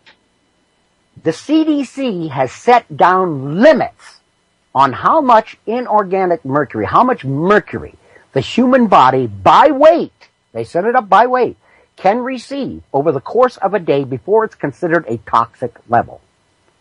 Now let's go to that flu shot they recommend everybody get every year. When a pregnant mother, who the CDC says should have the flu shot to protect her and her child, goes into her doctor and looks up into that doctor's eyes and said, is the flu shot going to hurt my child, my unborn child? That doctor, unequivocally, 9,999 times out of 10,000 times is going to tell that mother immediately, you need that shot to protect both you and your child. That shot that an adult gets 25 micrograms of mercury in a flu shot. That's 3.5 times what the CDC, what the EPA says is a toxic level. 3.5 times, okay? All the way down to your infant child, who's going to have 3 vaccines by the time your child gets out of infancy that contain thimerosal, plus each year the flu shot. That child gets 12.5 times the most toxic substance to human physiology naturally occurring on this planet, by the EPA's own standards. Google it. They have the graphs on their site. Google mercury exposure. All right. Now, I told you I was going to tell you the most evil thing. Here it comes. That mother, that pregnant mother, with an average-sized fetus, not full term, not just conceived, a midterm fetus. That mother gets the full-blown adult flu shot with 25 micrograms of mercury in it. Now, that mother doesn't get the itty-bitty little fetus flu shot. She gets the full-blown adult flu shot, and that mother shares her blood with that fetus. Right. And that fetus does not have a blood-brain barrier to keep metals from passing across into the brain and destroying brain cells and the central nervous system. Nope, not yet. It's not formed until that child is basically out of infancy. I think at 18 months, I think it 18 to 24 months, somewhere in there. Different with different children, depending on other factors, but between 18 and 24 months. So this fetus gets a full-blown 25 microgram shot because it shares its mother bloodstream. Has no blood-brain barrier. By weight, the CDC states that fetus should receive no more than 0.01 micrograms of mercury, but that mother just got a 25 microgram shot of mercury. So that fetus is receiving 2,500 times the most deadly and toxic substance to human physiology naturally occurring on this planet before it is ever born. Why is autism rampant? Why is ADHD rampant? Why do so many people have Alzheimer's? Why do we have so many neurological dysfunctions in this country? We are number one on the planet. And we are number one in vaccines on this planet. That's it. Now I've covered one of the most evils on all three of them. I dare anybody to tell me our government doesn't know this. If the CDC says this is the limit, the EPA, for mercury per day, and the CDC saying, okay, give you and your baby, your unborn baby, that shot to protect yourself, knowing that it's 2,500 times what the EPA says that fetus should have. Tell me again how these people are innocent. I dare you. There is no way that is not intentionally being done. It's just that simple. It's just that simple. You can't mince words here with this. And these are all absolutely facts. Intentional. And yeah, I mean, the math is there. The math is there, and even the agencies that begin to tell you part of the truth can't deny this. Because as you said, the EPA does say that there is an acceptable level, which I can't even see why there's an acceptable level really, but let's just assume that that's even remotely correct, even by their own standards. This is horrendous. The least evil done to any human being is the adult flu shot to an adult, because it's only 3.5 times, what the EPA says is a toxic level. Only 3.5 times. You get down to that fetus, 2,500 times the most toxic substance to the human physiology naturally occurring on this planet. And you just absolutely attack that fetus with this poison. And this is exactly why Kim has not had a flu shot. I've never had a flu shot. Well, I did when I was in the military. I had no choice. Well, yeah, but I have not taken a flu shot in my lifetime. Okay? I've gotten the flu maybe twice. And you built an immunity. I have an immunity to it. When everybody else gets these flus, I don't seem to get sick most of the time. Well, once every 10 years, maybe. We could do 10 shows or 20 shows on vaccines, 20 shows on GMOs, and 20 shows on geoengineering. So, I mean, to try and get everything in that I would like to tell everybody about these things would be just absolutely insane to even try. So I gave your listeners, our listeners at this point, the most evil of each one of these three. Yes, I can prove the government's paying for food to be developed that we don't know when we eat it whether it's making us sterile or not, but I do know that the sterility rate in this country is screaming up. Yes, I do know for a fact that they're using nano-sized particles of aluminum in their upper atmosphere spraying to reflect sunlight. I know this to be a fact. I can prove that unequivocally. And I do know that the fluoride allows those nano-sized particles to pass from your lungs directly into your brain. It facilitates the movement. And I do know for a fact that a fetus is being attacked with thousands of times one of the worst poisons to human physiology ever conceived. So, if you take all three of them and put them together, anybody that asks me why is America the sickest society on this planet when 50, 60 years ago when I was born, we were the healthiest society? Because what has changed in the last 3 generations? Massive increases in chemical spraying, aerial chemical spraying, massive increases in vaccinations. When I was young, it was 4 or 5 vaccines. Now it's over 50 with almost well over 100 vaccinations before a child breaks into puberty. Animals, we can't even get them labeled.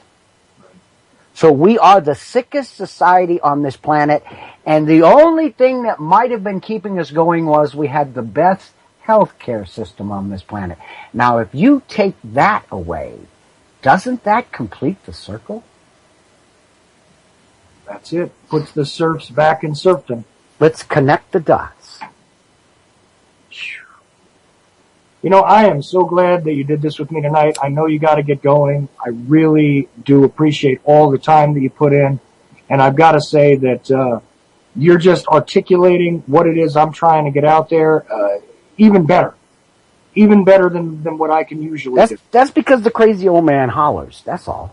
You know, that's okay, though. You know what? If you're crazy, brother, I got to tell you something. I'm glad to be just a little bit as crazy as you are. Okay? Because but this stuff actually makes me angry, Chuck. It does, and I don't hold back. No, I want people to hear my anger. I really want them to hear it. Well, until we get angry, until we get upset about this stuff, what are we going to do about it? You know what I mean? The thing is that if you're sitting there just wandering through life and not even beginning to open your eyes to these kind of realities, you're just going to get sick and die and not know why. Do you know what I tell? To it. You know what I tell people on my rant every week? That 90-minute live show I do. You know what I tell them every week? And you can talk to Paula or anybody who listens to my show and ask them. They'll chuckle and they'll tell you this is a fact. And I'll say this at least 2 or 3 times over the course of a show.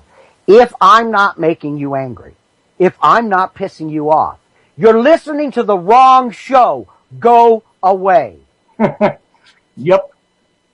I hear you. That's, that's exactly right. Because if you don't care enough to get angry about this, if this doesn't bother you, then I'm wasting your time. Then, sorry, you need to go, I don't know, listen to people make, bathroom jokes. That's what you need to spend your time doing. Because that's about where your mentality is, and I'm very sorry, and I hope that we can save you as well. I really do. But, you should probably just go do that, or, watch Shadows on the Wall or something, because or watch some reality show. Oh, well, that'll work too, the brides of, wives of, somebody, housewives, I don't know what the hell those things are anymore, or some talk show with some person's name as the title of it. Something like that to keep yourself occupied while you wait to get poisoned to death. You know how isolated you are. When I go out into the community, when I go to the grocery store or whatever, and I run into people I know, and they constantly, at some point in the conversation, it goes to, oh, did you see what happened on such and such the other day? And I look at them and I say, I haven't watched TV in years, almost closer to 3 years. And they look at me like, you're weird. You don't watch TV? And I look at them like, you're weird. You watch that much TV? Mm. And those are the unspoken thoughts. Oh, yeah. Oh, yeah. When you don't know what the most recent celebrity scandal was, or I haven't a clue. No, but I'm just saying, when you don't know what's going on in popular, whatever they call it, music, but God.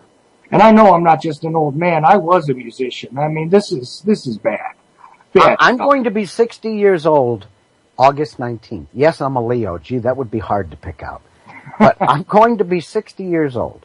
I was born in 1954 into the healthiest, most vibrant society on this planet. I hate to say, and it embarrasses me to say, and it saddens me to say, I'm going to go out in the sickest society in this planet. And it's all happened in 3 generations. Google it, people. I'm not exaggerating. See, that's all happened in 3 generations. It's exactly what I say that I have been witness to, because I'm a little younger than you, and I was born in 1972. Okay, that's the year I graduated from high school. Well, there you go. There you go. And here's the thing, basically, yeah, you're my parents' age. If they were alive, you'd be my parents' age. Yep. But here's the thing: over the course of my lifetime, I have only seen decline in the health, the intelligence, the civility of our country, the sustainability, the financial well-being, the emotional well-being, the spiritual well-being. All of these things have done nothing but collapse slowly right before my eyes. And that is all there has been. There has been no upshoot here. There has been no increase. There has been no rise. There has been no ebb and flow of the tides of this society. There has been nothing but the slow motion fall of the empire. That is all I have seen. Well, I've watched envy. it for 3 generations. Yeah, and I envy those that were born before me that saw this as a healthy thing. This is what they told me it was, because they had lived through a better time. They had lived through a reasonable time where there was good and there was bad and there were things that were coming up and coming down. And you know what? If you learned to ride the right wave, you could enjoy something. You could enjoy the feeling of security in your home, with And your success. family, success, decency, health, actual health. A community, knowing your neighbors. Knowing who your neighbor. I can't think of a single person I know personally at this point in time that is, fully immersed in the system who is healthy. I don't know anyone healthy. I don't know anyone who feels successful. I am at that point in my life where anyone who had even some semblance of these things at some point or other has lost them. All things rolling downhill, Roger. All right. Well, I've seen. Chuck, I got to run, but I really appreciate you letting me rant, and I'm 35 minutes past when I said I had to leave. So I know, and I but do. You do this to me every week. You do, and you're appreciated, because I wouldn't stay if I didn't feel the conversation was worth continuing. So you're very much appreciated, Chuck. I thank you so much for the way you sponsor the Liberty Beacon Project. You are a true friend of ours, and I will talk to you again soon. All right, Roger, and I say this to you, you are much appreciated by me personally, as is the Liberty Beacon, and I do really appreciate all of your time, and it is always educational, and it is always really, really valuable for anybody who can hear the sound of our voice. Thank you again, sir. All right, goodbye. Bye-bye. So, we spent a lot of time, and I know that I ignored a couple of calls that came in. If you guys want to join and talk to me for a little bit, I ran overtime with Roger, as I always do. If you guys want to join me, that's fine. 718-717-8296. The phones are open. I did ignore some calls because we were just so locked into the conversation for a little bit. But if you guys want to jump in and talk about anything, that's fine. If not, I've got stuff to talk about. A few things anyway of interest. I do remark at this point that, we didn't cover any of the warfare aspects of what's going on. I do want to say, though, that this has been, the most harrowing time probably, for me recently, personally. And I just have not really been altogether, as good on the air as I want to be, but hell, I'm pushing forward anyway, guys. Anyway, I did take a scan at the mainstream news, as I always do. I started, with the obvious nonsense that was going on, the Sterling, the Clippers owner deal. Of course, he goes on the AC360 program, blah, blah, blah, blah, blah. It's big news. He gives an interview. He says more nonsense. And I love the way that they continuously, hawk up this little race card for everybody to have to choke on. That's a wondrous thing. And, also to add in that he's going to do an interview with Magic Johnson in a little while, just to fan those flames. That's always lovely. Oh boy, what else we got here? Let's see. I saw something pass by about, plastic and stem cells. And of course, when we were talking about the celebrity scandal, I did catch this because, and the reason why it caught my attention is not for the same reason that it catches the average fluoride head's attention, but, the whole Jay-Z and Beyonce's, little sister thing in the elevator where she's attacking him and smacking him around, and now the security camera gets out there. Isn't it amazing how we're spying on ourselves and really becoming the Stasi in this entire country at this point, where we're informing on our neighbors and recording private conversations and continuously doing this to each other? What is wrong with people anyway? I mean, I know these people aren't an example of people I know, but still, somebody who was dealing in security, I guess, probably needed to make a couple of bucks and probably sold the tape. And now the hotel will probably, can them for that. Because after all, security guards aren't starting at the same salaries that they did 15 years ago. I know that for a fact. Not like I can even get a security job at this point, but I used to work security, and it used to actually be a decent job depending on what you were doing. But anyway, you know what else about the whole GMO thing and about the studies on the corn and all that? I'll tell you something else that I found kind of fascinating, and it's just a quick little comment I'm going to throw out there for you guys. But realistically, somebody said to me, I don't know, maybe a few months ago when I was trying to talk to them about this kind of stuff and how the food is all so bad and everything else, they said, well, why don't you go and get yourself a government grant and see if you can find people to study this and figure out this and that and the third. And I said, oh, okay, sure, why not? The government pays for lots of fun stuff. Jimmy on Boiler Room went over a whole list of stuff that kind of cracked me up about, I forget what it was, the study of snakes or the study of dying cows or God knows what. Oh, here's what happens if you drop, Play-Doh onto pigeon crap or whatever the hell it was that he had. Bunch of ludicrous stuff that the government pays these grants to have people study. And not even necessarily scientists or anything else, but I mean citizen researchers can receive grants for all sorts of things. But if you attempt to seek one of those wonderful little grants and you want to get some sort of financial assistance, if you want to learn about really the government's intentions, check this out.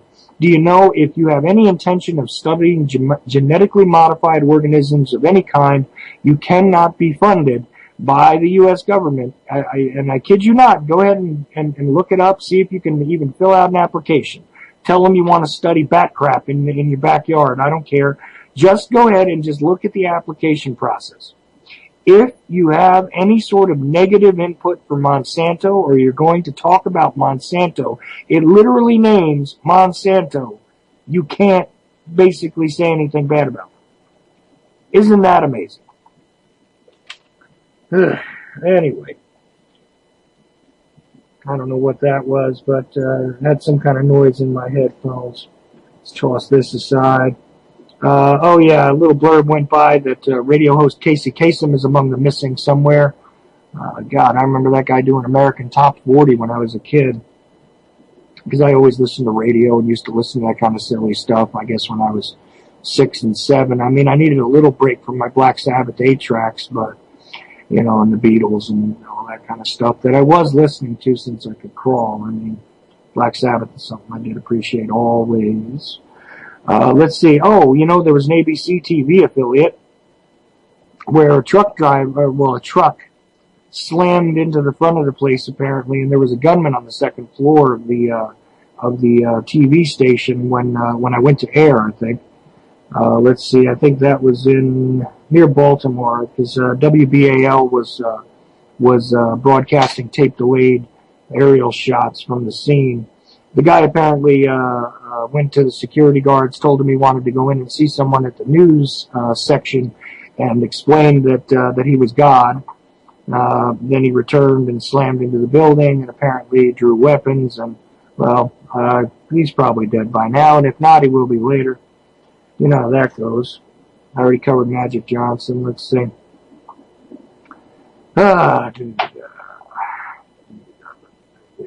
Okay. We have the Julie Schenecker case is still being covered by them.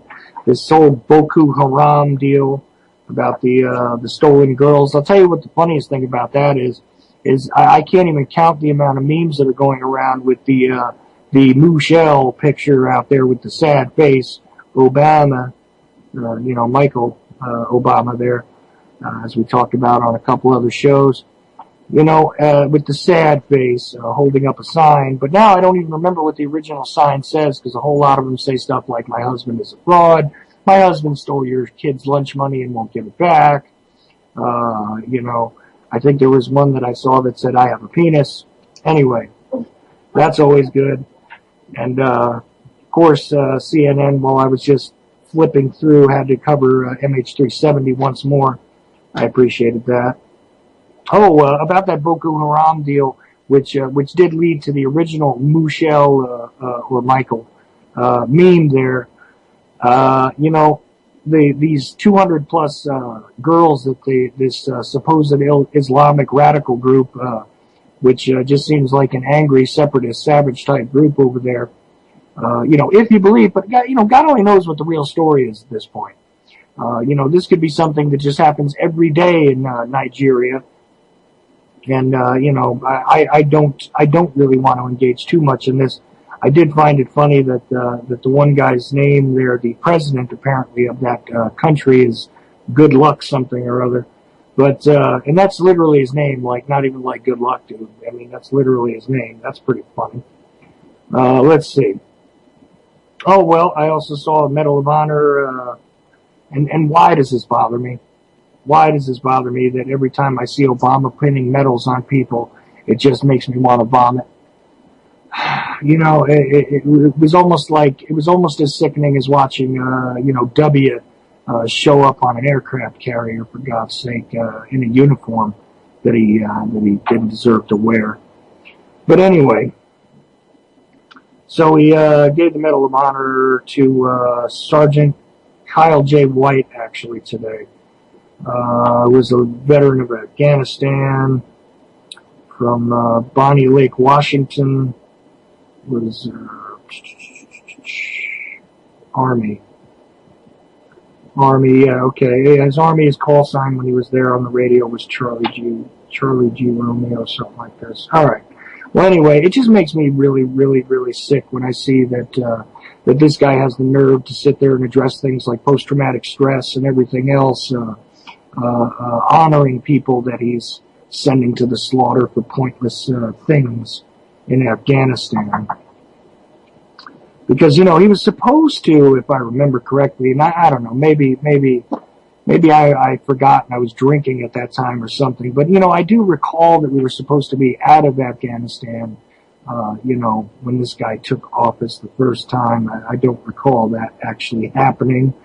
But anyway, much like I don't recall this economic recovery that they keep talking about, and I don't see it anywhere. Matter of fact, all I see is a few part-time jobs where every time I go in to apply for one, I end up with, things being told to me like, well, gee, we have 2 jobs and 300 applications, so what do you expect? That's all I seem to see happening. I don't see recovery. I see crumbling economy is all we have here. Anyway, I don't know. Alec Baldwin was in the news again, of course, having problems in New York City, making a nuisance of himself some way or other. Back to that Boko Haram deal. Apparently, because there's supposed to be all these coalitions of people there to assist teams to assist the Nigerian government to try and find these 200 and something girls that are going to be sold as chattel. Apparently we're using what they termed manned surveillance over Nigeria. That's what the U.S. is contributing to the effort. Not to mention, I'm sure, specialists and FBI team members, that they'll probably arrest for some sort of disorderly or rape shortly too. But, that always seems to happen when we send our alphabet people overseas, doesn't it? And is anybody surprised anymore? I wonder. Anyways, U.S. Manned surveillance and unmanned surveillance over Nigeria. Well, doesn't that sound like drones? Drones plus, really. Well, more excuses to fly planes, unlike trying to search in the Indian Ocean for something that is already long disintegrated, I'm sure. Anyway, what else do we have going on? Well, let's see. I've only got about 10 minutes left here. So I'm going to tell you what's coming up on the network just because I keep screwing that up and forgetting and running out of time also rapidly. I didn't take some of the earlier calls, so I guess my callers have turned against me. But if you do want to jump in the last 10 minutes, I'm just going to pretty much promo the shows that are coming up and a few other things on the network and then then I'll be all done for the night. Anyway, you are listening to UCY.TV radio. And after me tonight, from 8 to 9, will be The Continual Condition, which is an interesting show sometimes to me. Also On the Brink, always very good. And, of course, that'll be from 9 to 10 is On the Brink, right. That's with Jeff. And then you got Primer Time, which I'll tell you is a hell of a show if you want to learn about guns and ammo. They're definitely guns and ammo guys, and I actually, usually I have no problem filling in for somebody else, and I would gladly do it for anybody on the network.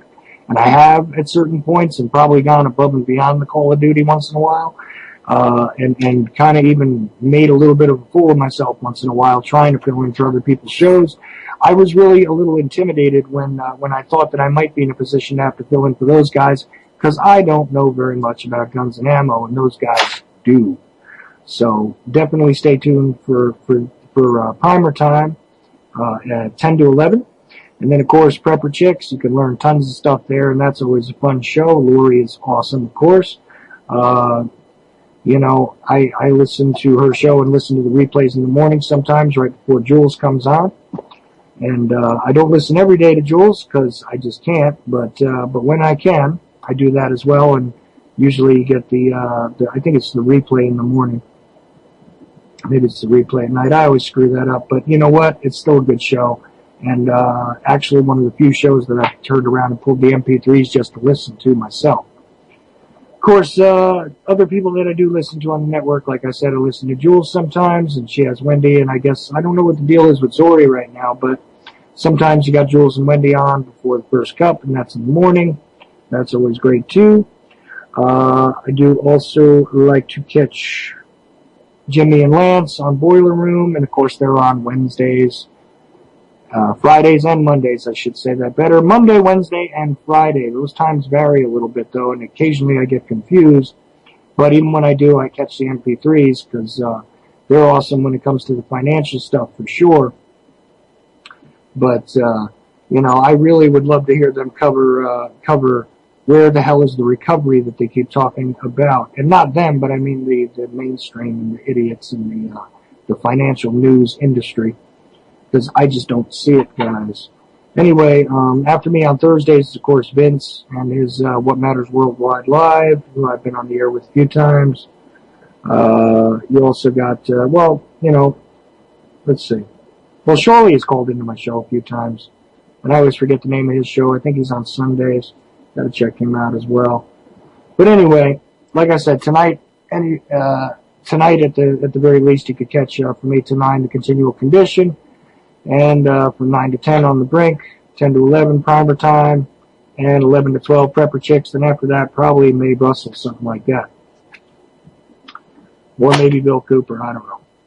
I've got my problems with them, and of course, we got the replays with, right now Jack Blood's in replays, and John Stokes is on, also they come over from the Micro Effect, and of course you got Webster Tarpley on the weekends, and really, it's a pretty well-rounded network, and I'm pretty happy because I'm never edited, never controlled. I never have problems with what it is that I get to do on the air. I just do my own thing, and I've never had to take any crap from the people that are allowing me to do this, which is the one thing I appreciate the most. And I really wish I could figure out why my Skype is in German. Anyway.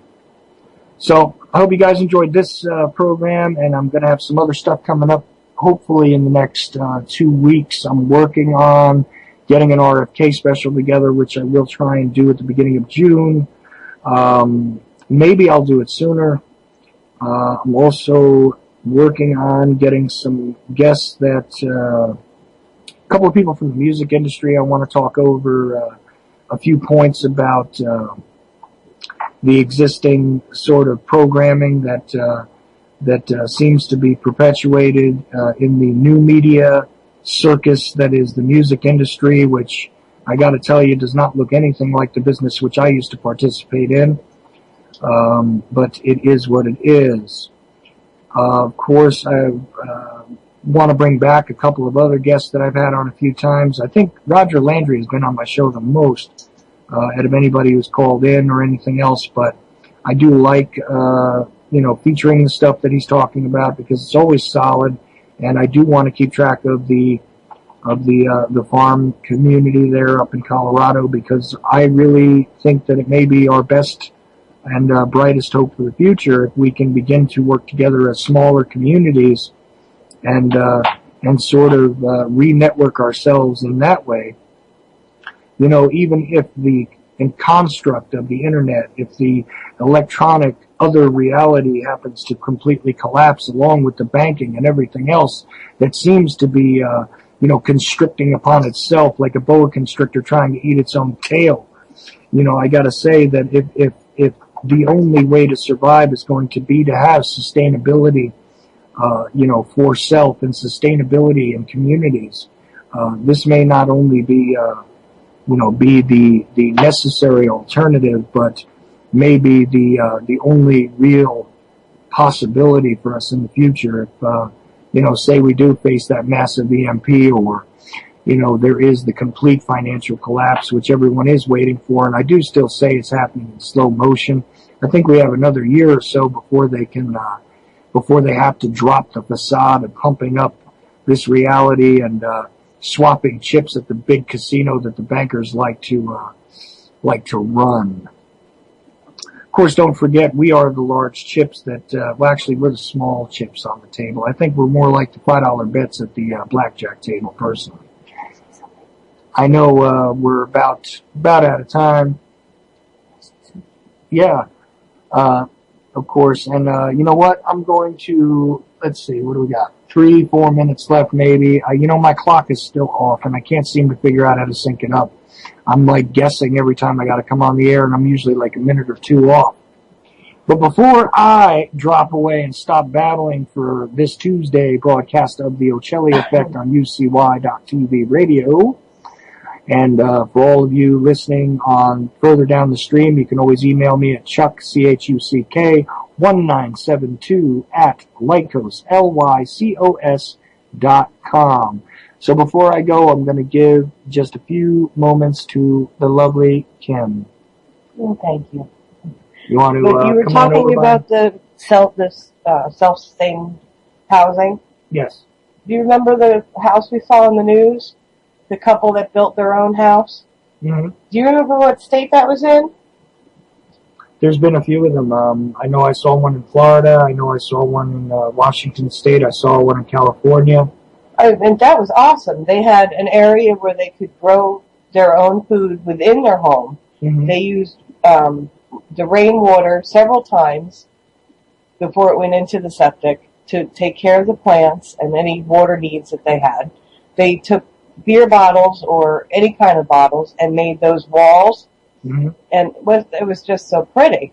Oh yeah, that was recycling for the like stained glass effect and everything. It was completely off the grid house where they didn't have to rely on anybody for anything.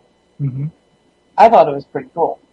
No, it's great, and that's the cool thing that I know you didn't hear Roger earlier when I was talking about the community in Colorado, but this is exactly the goal of what's going on up there, except it'll be expandable and it'll be a learning experience for anybody that wants to go up and participate.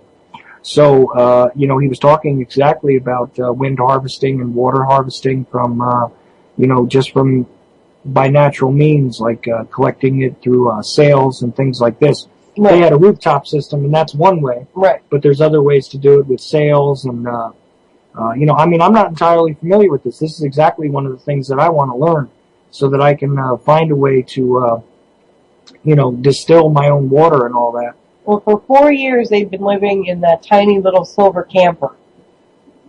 And I saw that with the little trailer. Right, yeah, and they finally just about finished their home. And it's all solar panel. That's how they're relying on their electricity. They're completely off the grid. Right. That's a beautiful thing. Right, but just like what they're doing, but that's what they're doing in Colorado is developing it right now just for the, just for the point of developing the crops, but especially, I'm out of time. Like I said, stay tuned for the continual condition X. That's the radio with Kelly Up back. At the age of 19 in 1962, she was See, but I have the files. You know, I read this stuff at the National Archives, and I read these other things. I said to myself, how can that be possible? The brain, you know, pistols and frontal slap of choice that on computers, internet, professional wrestlers, and not Jesse Ventura style. It doesn't matter where the cartoon comes from as long as it's real. It doesn't. It's hard to get real information because seriously, they want you to